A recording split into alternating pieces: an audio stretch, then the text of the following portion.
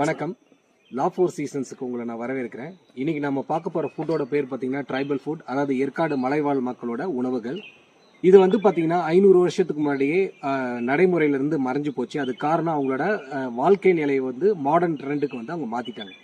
ஏற்காடை ஒரு 500 வருஷத்துக்கு முன்னாடி யோசிச்சு பாருங்க. இயற்கை வளங்கள் ரொம்ப அதிகம், மக்கள் தொகை ரொம்ப கம்மி.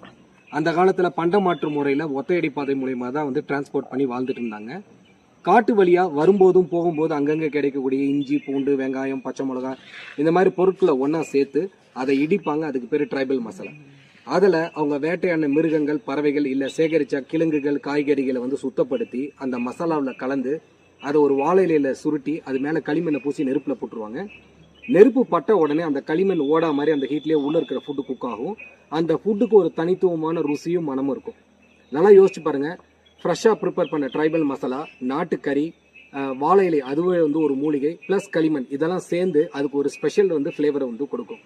அதேமாதிரி உணவை ஒரு பச்சை மூங்கில் அடைச்சி அதை வந்து அப்படியே சுடுவாங்க.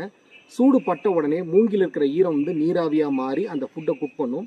அது மாதிரி குக் பண்ணும்போது ஒரு வகையான புளிப்புத்தன்மை அந்த ஃபுட்டில் கலக்கும். அதுதான் அந்த ஃபுட்டோட டேஸ்ட்டை அதிகரிக்குது.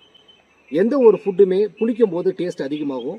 ஃபார் எக்ஸாம்பிள் இட்லி மாவை கூட அரைச்சோன்னு சமைச்சோம்னா உங்களுக்கு டேஸ்ட் இருக்காது, புளிச்சதுக்கு அப்புறம் தான் டேஸ்ட் வரும்.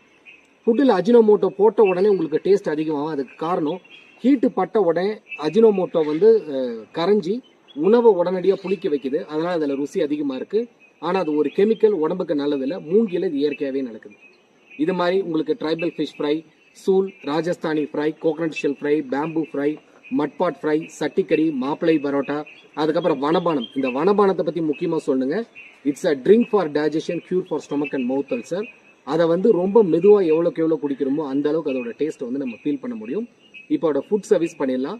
ஃபர்ஸ்ட் நம்ம முடவாட்டு கிழங்கு சூப் வந்து பண்ண போகிறோம். இது வந்து பார்த்தீங்கன்னா இந்த ஜாயிண்ட் பெயினுக்குலாம் ரொம்ப நல்லதுன்னு சொல்கிறாங்க. இதை வந்து அதோட நியூட்ரியன்ஸை கொல்லாமல் இயற்கை முறையில் நாங்கள் தயாரிச்சிருக்கோம். அது எப்படி இருக்குன்னு பார்ப்போம்.